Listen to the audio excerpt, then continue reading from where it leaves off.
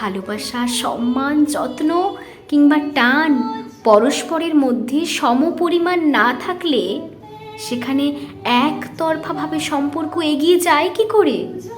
এগিয়ে যেতে যেতে একটা সময় পর এক পক্ষ ঠিকই অনুধাবন করতে পারে এবং হাঁপিয়ে ওঠে এবং পরিশেষে সে মুক্তি চায়। সত্যিকারের প্রিয় মানুষ কিংবা প্রিয়জন তো সেই যার কাছে সময় ভিক্ষা চাইতে হয় না। আপনাকে সময় দেওয়ার জন্য সে নিজে থেকেই আপনাকে খুঁজে নেয়।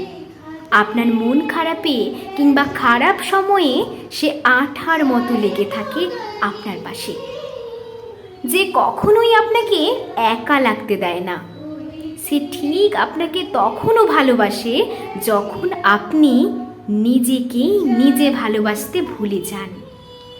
এমনই তো চাই একটা প্রিয় মানুষ, একটা প্রিয় জিনিসের যত্ন এমনই তো হওয়া উচিত, তাই নয় কি? কমেন্ট করে জানিও, আর অবশ্যই আমার চ্যানেলটিকে সাবস্ক্রাইব করে দিও। কেমন? Thank you.